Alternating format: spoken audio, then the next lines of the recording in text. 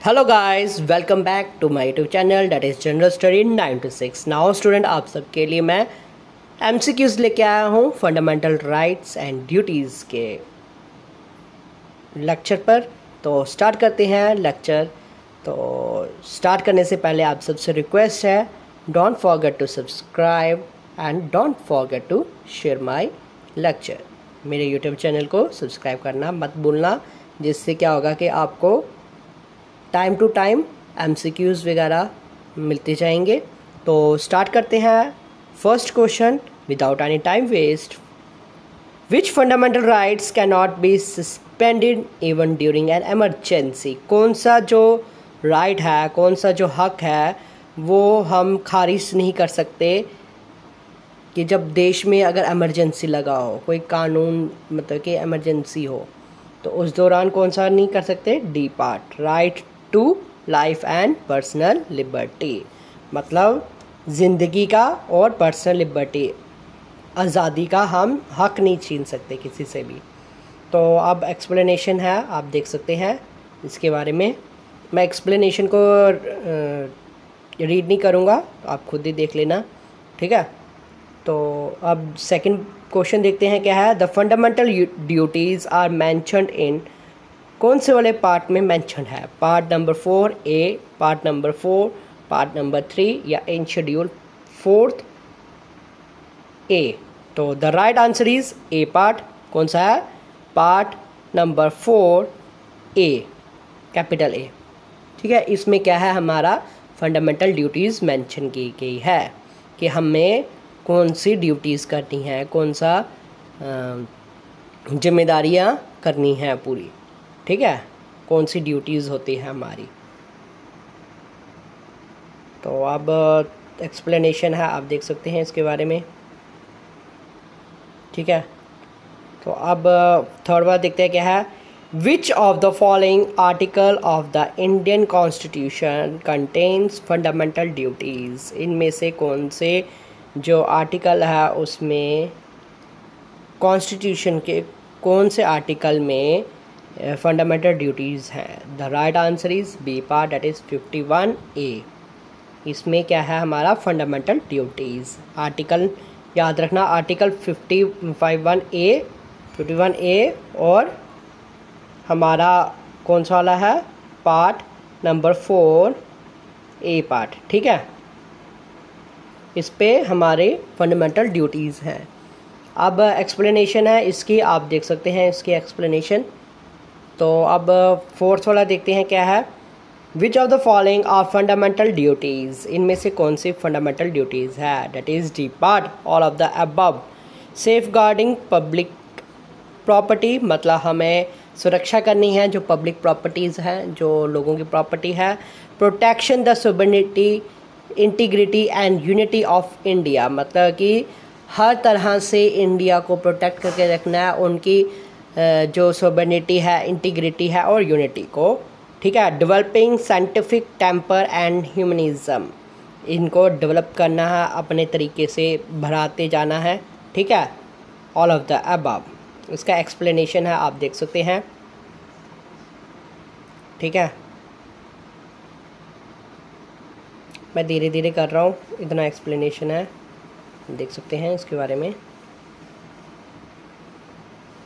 Screenshot ले लें, screenshot लेके ही आपको बेनिफिट होगा, ठीक है, जिससे क्या होगा कि आपको जल्दी जल्दी हो जाएगा। तो अब जो है इसका हमारा यहाँ तक हो गया। अब फिफ्थ वाला क्वेश्चन देखते हैं क्या है। Which of the following committee suggested incorporating fundamental duties in the Indian Constitution? The right answer is C part, स्वर्ण सिंह कमेटी। स्वर्ण सिंह कमेटी जो थी, ये कब हुई थी इसके बारे में लिखा हुआ है, 1976 में हुई थी, ठीक है। इसके बारे में आप देख सकते हैं क्या क्या है। ये क्या कहती है हमारे कि इनकॉर्पोरेटिंग फंडामेंटल ड्यूटीज़, हम इसको कॉर्पोरेट नहीं कर सकते, ठीक है।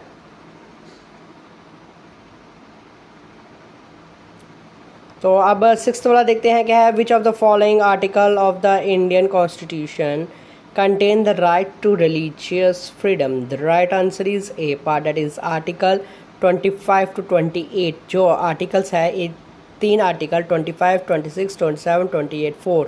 तो 24 जो आर्टिकल्स हैं वो क्या है, इसमें हमें बोला हुआ है कि हम किसी भी धर्म को अपना सकते हैं, किसी भी धर्म का कर सकते हैं कल्चर अपना सकते हैं और अपने धर्म में पूजा कर सकते हैं। कोई हमें रोक नहीं सकता, जो भी हमारा धर्म है उसके रिलेटेड हमें कोई नहीं रोक सकता, कोई बोल नहीं सकता, ठीक है। इसके तहत आप केस भी कर सकते हो अगर आपके धर्म पे कोई बोले, ठीक है। इसका एक्सप्लेनेशन है, आप देख सकते हैं। इसके बारे में मैंने लिखा हुआ आर्टिकल्स के बारे में, आर्टिकल 25 क्या कहता है।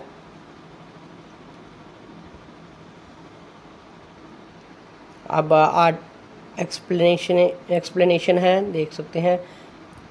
अब ये सेकंड एक्सप्लेनेशन है, आप स्क्रीनशॉट ले लें, ठीक है। अब आर्टिकल 26 के बारे में है, इसके भी स्क्रीनशॉट ले लें, क्योंकि अगर इसको एक्सप्लेनेशन को मैं बढ़ता जाऊंगा तो वो बहुत मुश्किल हो जाएगा, ठीक है, लंबा चल जाएगा लेक्चर। तो मैं चाहता नहीं हूँ कि लेक्चर लंबा जाए। अगर आप चाहते हो कि मेरा लेक्चर्स मैं आपको सही तरह एक्सप्लेन करके आपको समझाऊं तो मेरे को कमेंट में लिख सकते हो आप, ठीक है। आर्टिकल 27 के बारे में हो गया। अब आर्टिकल 28 के बारे में है,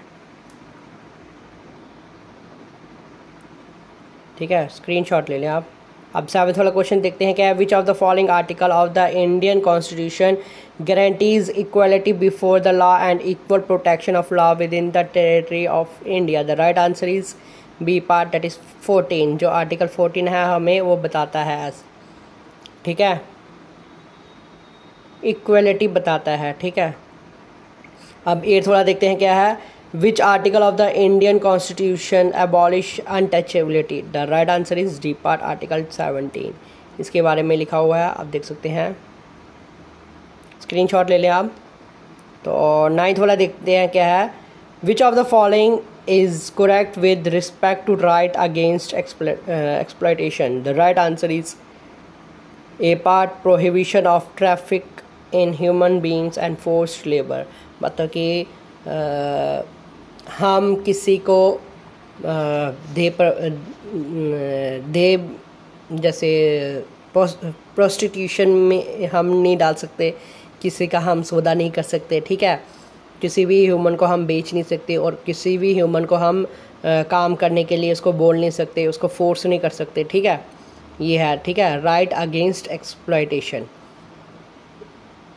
इसके तहत आप केस भी कर सकते हो अगर कोई आपको फोर्स कर रहा है कि आपने काम करना ही है, तो आप इसके अगेंस्ट कर सकते हो केस। तो अब ना इसका एक्सप्लेनेशन है, ये कौन सा आर्टिकल है, 23 से 24 वाला आर्टिकल है, आप इसको देख सकते हैं और स्क्रीनशॉट ले लें।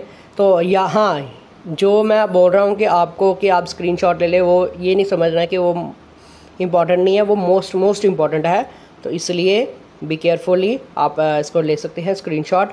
और अगर आपने समझना है इसके बारे में, आपको फुल डिटेल लेक्चर चाहिए, आपको हर एक आर्टिकल्स के बारे में मैं आपको फर्स्ट आर्टिकल से लेके एंड जो आर्टिकल है वहाँ तक मैं आपको पढ़ाऊँगा। अगर आपको चाहिए तो आप मुझे बता सकते हैं, मेरे को कमेंट में लिख सकते हैं कि yes sir I want lecture. तो फिर मैं आपको लेक्चर स्टार्ट करूँगा। फर्स्ट लेक्चर जो होगा वो हमारा आर्टिकल 1 के ऊपर हो जाएगा, ठीक है। आपको सब कुछ मैं उसमें सब कुछ ए से लेके जेड तक पढ़ाऊँगा, ठीक है। अब 10th वाला देखते हैं क्या है। In which part of the Indian constitution the fundamental rights are provided? The right answer is B part, part 3। Explanation है, आप देख सकते हैं आप। 11th वाला है, इसके बाद ये एंड में कर रहा हूँ। और आई होप आप सबको, मेरे को लग रहा है कि लेक्चर अच्छा लगा होगा। तो डोंट फॉरगेट टू सब्सक्राइब, मेरे चैनल को सब्सक्राइब करना मत भूलें और शेयर करना मत भूलें, ठीक है। तो जिससे क्या होगा कि आपको ज़्यादा से ज़्यादा मेरी जो लेक्चर है वो आपके वहाँ पे पहुँच जाएंगे, ठीक है। जिससे क्या होगा कि आपको भी आसानी होगी सुनने में, ठीक है, और पढ़ने में। कोई भी आपको किसी भी चीज़ का डाउट है, किसी भी लेक्चर पे डाउट है आपको, आपने सिर्फ कमेंट में मुझे मेंशन कर देना है कि सर मुझे इस टॉपिक पे डाउट है, तो प्लीज़ आप एक बार इस लेक्चर को समझा दें या इस टॉपिक को समझा दें, ठीक है। तो मैं आपको समझा दूंगा, फुल डिटेल जो है वो मैं लेके आऊँगा वीडियो बाकायदा, मतलब कि वाइट बोर्ड में अच्छी तरह एक्सप्लेन करके, ठीक है। तो अब 11th वाला देखते हैं। The fundamental duties were included in the constitution of India by which of the following amendment act. The right answer is D part, 42nd amendment act, इसके एक्सप्लेनेशन लिखा हुआ है। तो अब इसी के साथ मैं इस लेक्चर को एंड करता हूँ। आई होप आप सबको अच्छा लगा होगा। Don't forget to subscribe my YouTube channel and don't forget to share my lectures within your friends and with your natives जो मतलब कि प्रिपरेशन कर रहे हैं। तो इसी के साथ इस लेक्चर को एंड करता हूँ। Thank you very much. Vande Mataram. जय हिंद।